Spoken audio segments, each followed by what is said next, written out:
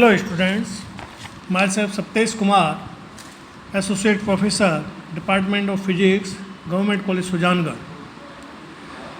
पिछले लेक्चर में हमने न्यूटन्स वलय या न्यूटन्स रिंग्स पर विचार किया था और उसकी मोटाई के संबंध में सूत्र डेराइव किए थे। आज हम कल के लेक्चर से आगे बढ़ते हैं। कल के लेक्चर में हमने Tn is equal to L lambda over twice mu द्वारा व्यक्त फिल्म मोटाई Tn व nवीं अदिश फ्रिंज के संगत फिल्म की मोटाई के लिए सूत्र स्थापित किया था। यदि फिल्म वायु की है तो समीकरण की सहायता से हम Tn is equal to L lambda over 2 भी लिख सकते हैं। इसी तरह दीप्त फ्रिंज के लिए Tn is equal to 2n plus 1 lambda by 4 का सूत्र स्थापित किया गया था।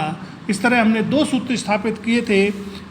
One is Tn is equal to 2n plus 1 lambda by 4 और second is Tn is equal to n lambda by 2। अब आज के लेक्चर में हम अदीप्त एवं प्रदीप्त वलयों के व्यास के लिए सूत्र डेराइव करेंगे, उनकी स्थापना करेंगे। तो अदीप्त एवं प्रदीप्त वलयों के व्यास, प्रत्येक दीप्त या अदीप्त फ्रिंज उन बिंदुओं का बिंदु पथ होती है जिनके लिए फिल्म की मोटाई T एक समान होती है। यह स्थिति एक पूरे वृत्त का निर्माण करती है। अतः चित्र में दिखाए अनुसार BC या BA न्यूटन वलय की त्रिज्या होगी। चित्र को देखने से स्पष्ट है कि चित्र को देखने से और वृत्त के गुणों से 2r minus Tn into Tn is equal to BC square या Rn स्क्वेयर, जहाँ R फिल्म की Tn मोटाई के संगत बनने वाली दीप्त या अदीप्त फ्रिंज की त्रिज्या है तथा R लेंस की वक्रता त्रिज्या है। उपरोक्त समीकरण को निम्न प्रकार भी लिखा जा सकता है: twice R Tn minus Tn square is equal to Rn square. राशि Tn स्क्वेयर का मान 2r Tn की तुलना में बहुत छोटा होता है, इसलिए Rn square approximately equal to twice R Tn या Rn is equal to under root twice R Tn या Dn इजकल टू, जहाँ Dn फ्रिंज का व्यास है या न्यूटन वलय का व्यास है, तो Dn is equal to under root 8r Tn।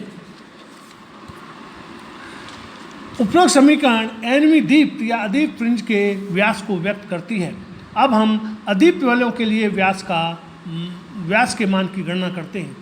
हम जानते हैं कि अदीप्त फ्रिंजों के लिए twice mu Tn is equal to N lambda, जहाँ n is equal to 1 2 3 dot dot dot, जिससे Tn is equal to N lambda over twice mu. इसलिए nवीं अदीप्त फ्रिंज का व्यास Dn is equal to under root 8r n lambda over twice mu या Dn is equal to under root 4n lambda r over mu. उपरोक्त समीकरण से स्पष्ट है कि अदीप्त फ्रिंज का व्यास अंडर रूट n के समानुपाती होता है। यदि फिल्म वायु की है तो म्यू इजकल टू 1। इस स्थिति में Dn is equal to under root 4n lambda r। इसी प्रकार हम दीप्त वलयों के व्यास की गणना करेंगे। दीप्त वलयों के लिए Tn क्योंकि twice n plus 1 lambda by 4 mu के बराबर होता है, जहाँ n is equal to 0 1 2 3 dot dot dot, इसलिए nवीं दीप्त फ्रिंज का व्यास Dn is equal to under root 8r twice n plus 1 lambda by 4 mu या Dn is equal to twice 2n plus 1 lambda r over mu. यदि फिल्म वायु की है तो nवीं वलय का व्यास Dn is equal to under root 2n plus 1 lambda r। अब हम उपरोक्त सूत्रों की सहायता से फ्रिंज अंतराल के मान की गणना करेंगे। किन्हीं दो क्रमागत दीप्त या अदीप्त फ्रिंजों के बीच की दूरी को फ्रिंज अंतराल कहा जाता है, अर्थात beta is equal to Rn plus 1 minus Rn या beta is equal to 1/2 Dn plus 1 minus Dn। अब अदीप्त वलयों के लिए Dn is equal to under root 4n lambda r over mu और Dn plus 1 is equal to under root 4 लैम्डा प्लस 1 लैम्डा r ओवर म्यू। परिणामतः बीटा अदीप्त is equal to beta dark is equal to 1/2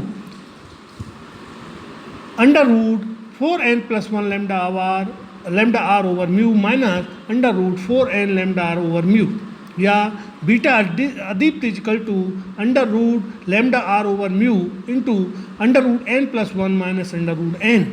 इसी प्रकार दीप्त वलयों के लिए बीटा दीप्त is equal to 1/2 dn+1 minus dn बराबर 1/2 under root 2n+1 into lambda R over mu minus under root 2n+1 lambda R over mu. इस प्रकार बीटा दीप्त is equal to under root lambda R over twice mu under root 2n+3 minus under root 2n+1। उपरोक्त समीकरण से स्पष्ट है कि beta का मान फ्रिंज के क्रम n के साथ परिवर्तित होता है। जैसे जैसे n का मान बदलता है वैसे वैसे फ्रिंज अंतराल का मान भी कम होता जाता है, अर्थात उच्च क्रम की फ्रिंजें निम्न क्रम की तुलना में अधिक पास पास होती हैं। न्यूटन वलय द्वारा प्रकाश की तरंगदैर्घ्य एवं किसी पारदर्शी पदार्थ का पारदर्शी द्रव का अपवर्तनांक ज्ञात करना। न्यूटन वलय का एप्लीकेशंस के रूप में न्यूटन वलय की एप्लीकेशंस के रूप में हम सबसे पहले न्यूटन वलय की सहायता से किसी पारदर्शी द्रव के अपवर्तनांक को किस तरह प्राप्त किया जाता है उस पर चर्चा करेंगे। तो इसके लिए प्रायोगिक रूप से किसी एक वर्णीय प्रकाश स्रोत से उत्सर्जित प्रकाश की तरंगदैर्घ्य ज्ञात करने के लिए हम निम्न चित्र में दिखाए अनुसार प्रायोगिक व्यवस्था करते हैं, जिसमें एक वर्णीय विस्तृत स्रोत से प्राप्त प्रकाश किरणों को 45 डिग्री से झुकी कांच की प्लेट की सहायता से लेंस एवं समतल प्लेट के मध्य बनने वाली पारदर्शी फिल्म पर अवलंबित आपतित किया जाता है। फिल्म से परावर्तित प्रकाश में वितरण के कारण न्यूटन वलयों का निर्माण होता है, जिन्हें सूक्ष्मदर्शी की सहायता से देखा जाता है। यदि nवीं वलय का व्यास dn तथा n+pवीं वलय का व्यास dn+p हो तो प्रदीप्त वलयों के लिए dn² is equal to twice n+1 lambda R over mu व dn+p² is equal to twice n+p+1 lambda R over mu. dn+p² minus dn² is equal to 4p lambda R over mu. यदि समतल प्लेट व लेंस के मध्य बनने वाली फिल्म वायुक्रीय है तो mu is equal to 1। अतः उपरोक्त समीकरण से dn+p² minus dn² is equal to 4p lambda R या lambda equal to dn+p² minus dn² over 4pr। उपरोक्त समीकरण की सहायता से हम प्रकाश की तरंगदैर्घ्य ज्ञात कर सकते हैं। उपरोक्त सूत्र में प्रयुक्त r लेंस की वक्रता त्रिज्या है, जिसका मान स्फेरोमीटर की सहायता से ज्ञात कर लिया जाता है। सामान्यतः हमें ज्ञात वक्रता त्रिज्या का ही लेंस दिया जाता है, जबकि dn+p² माइनस dn² का मान सूक्ष्मदर्शी की सहायता से विभिन्न वलयों की व्यास ज्ञात करके ज्ञात किया जा सकता है। अपवर्तनांक किसी पारदर्शी द्रव का अपवर्तनांक ज्ञात करने के लिए पहले वायु फिल्म के लिए न्यूटन वलय प्राप्त की जाती है तथा p के एक निश्चित मान के लिए dn+p² माइनस dn² ज्ञात कर लिया जाता है। इसके पश्चात समतल प्लेट पर पारदर्शी द्रव की 1-2 बूंद डालकर उसके ऊपर लेंस को इस तरह रखा जाता है कि लेंस व समतल प्लेट के मध्य द्रव की एक पारदर्शी फिल्म बन जाए। पुनः इस फिल्म पर प्रकाश के अवलंबित आपतन द्वारा न्यूटन वलय प्राप्त की जाती है। इन वलयों के लिए भी राशि dn+p' माइनस dn' का मान ज्ञात किया जाता है, जहाँ p का मान उतना ही लिया जाता है जितना कि वायु की फिल्म की स्थिति में लिया गया था। वायु फिल्म के लिए dn+p² minus dn² to 4p lambda are तथा पारदर्शी फिल्म के लिए dn+p' minus dn' to 4p lambda R over mu. उपरोक्त समीकरणों की सहायता से mu equal to dn+p² minus dn² over dn+p' minus dn'।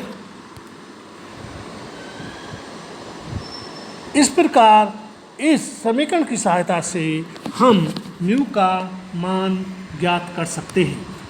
इससे आगे हम कल के लेक्चर में बात करेंगे और आगे की जो भी शेष इस चैप्टर का भाग है उस पर बात करेंगे।